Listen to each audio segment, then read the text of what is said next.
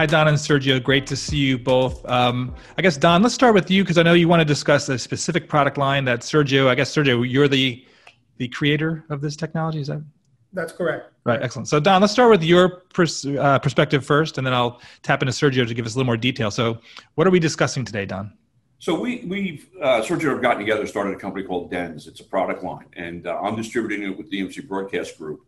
The product really focuses on software-based products that can be used in the cloud, on VMs, and in bare metal, yours or ours. So we're pretty much customer-centric in what we're trying to help people with. And in our past year, we've come out with a very solid, stable, and very fast delivery to WebRTC for remote applications. That's really got us our foot in the door and has helped us move into other areas, such as variable frame rate bridge to take an NDI out of an editor and get it up to the cloud so that when the editor jogs and shuttles, the producers and directors and talents still have a full picture. It doesn't fall apart.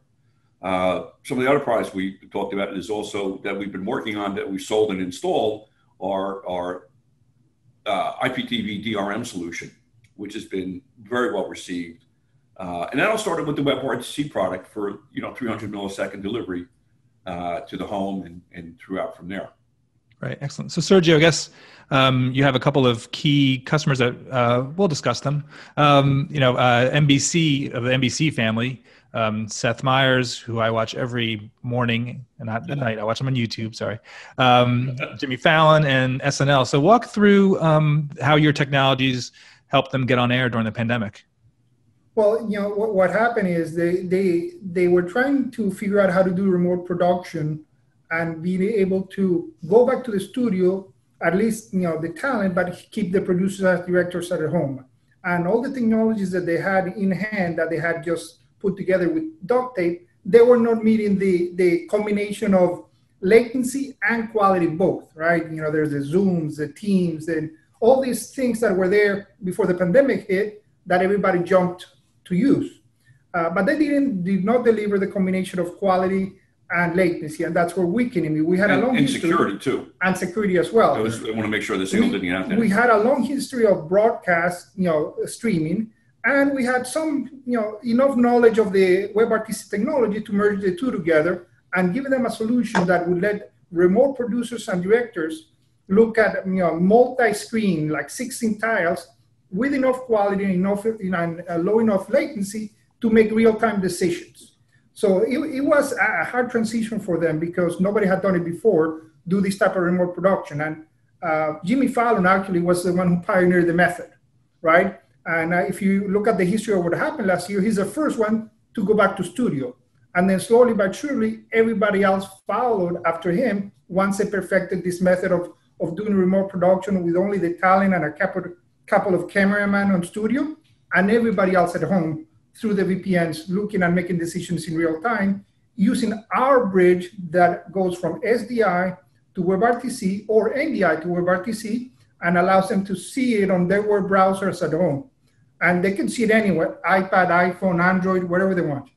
That's great. Yeah, let's talk about that a little bit because I think flexibility, you mentioned duct tape and literally people were doing things with duct tape last year. Flexibility, the ability, because you have guests at home and they're not going to have a broadcast set up in their basement necessarily. They're all coming in via Zoom or Teams or whatever. So how does DENZ make a difference as far as bringing together SDI, NDI, and 2110 signals into one workflow, if you will? Well, with the WebRTC delivery, it works on anybody's browser, correct? That's correct. So that made it really easy for anybody, whether on a phone, an iPad, or Apple TV, even to see what's going on. And in the same physical building, when we have all those signals coming out, the WebRTC signals, they're all synchronized together. So if you're standing together, you're not going to see any kind of difference in the actual playback. So that made it very easy for guys to use and to get it out to everybody. It's sent out by email. You click on the link and you're good to go. We try to make it more difficult, but we really couldn't. Right. There was a second application that was actually super critical at the end of the year, and that was election coverage. There were all sorts of working scenarios that they didn't have a way to manage, and they basically leveraged our WebRTC platform to do real-time graphic editing and all these statistics on the screen, and meetings from 50, 60 people at the same time trying to make a decision on a topic. They would basically broadcast it using our WebRTC instead of using your regular Zoom type of meeting. And we also had some pretty unique administrative capabilities where when a stream wasn't being used or seen by anybody for 2 minutes, it would shut it off. So now you're not getting a problem with overuse and bandwidth and clogging things up. Right. We also allowed the producers or directors or the project manager for that program to put guys on that can only see certain streams. So it's not open to everybody. So we had a lot of administrative capabilities that we were able to build into it that made it much more user-friendly to the producers and directors or the program manager. Right, that became the next step. Like after we created the WebRTCs initially for these remote production workflows, they asked us to put a security layer on top of it. Now, WebRTC, because it's decoded inside the web browsers, it provides the same level of security as the more well-known DRMs for HLS and Dash. And we leverage that security and built an entire ecosystem around it. So now we can deliver WebRTC IPTV DRMs with custom tiles and security models that are in par and secure enough to use in any type of Hollywood production. Excellent. So last question for you. And I love, because I'm going to assume that you don't have a big, massive marketing team of 25 people and a big, massive company of 1,000 people. So you can discuss the future a little more open. What's next as far as the evolution of DENZ and the product line? One of the things that we've just recently done is consolidate and define properly what our range of products are. Okay. And it was very difficult to do because Sergio's software has so many things in it. There's so much microservices in there as an easy way just to define it, because we can do the SCSI 104 to 35 conversions. Okay. We can do commercial insertion into HLS up in the cloud. So I'm actually down in Florida right now with Sergio. He's based out of Coral Springs, and we defined the product line. Now that we defined the product line as a software capable product line, we actually have now distribution in Europe and distribution in South America with other guys we have. We have 7 people in the company now. We now have a support guy in the United States, Chuck Horvath, who used to be over at the NBA. Chuck's a great guy, really knows his stuff. We have Emerson Perez, who's taking care of South America. And we have another gentleman over in England. We're finalizing our commitment with him to do distribution over there. The only thing that we don't do is Bluetooth, correct? That's the line we always use. If you want Bluetooth, we're not the guys to talk to, right? Right. So, after all the things that we've done, now it's time we've taken a step back. We want to make sure that we can define what we do and deliver it properly.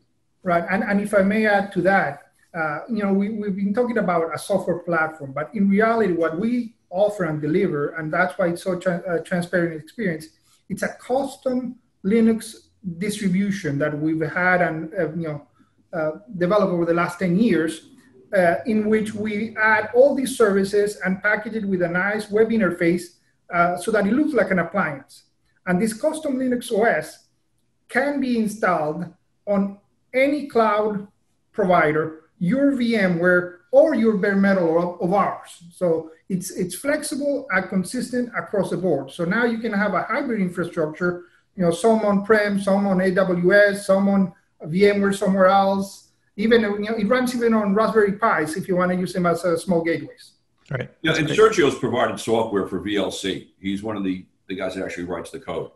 He's also one of the top guys when it comes to RIST. Okay. His involvement with Video Services Forum and the RIST product, he's the guy that writes the code. No, he's not the only guy. There's other guys that do it, but right. Yeah, he really has the ability to drill down and make it great for everybody to use. And that's the experience we give back as well in those two processes. That's great. Well, thanks so much for your time. Really appreciate it. Stay safe, and thanks again. Thank you. See you for pizza up north. You got it.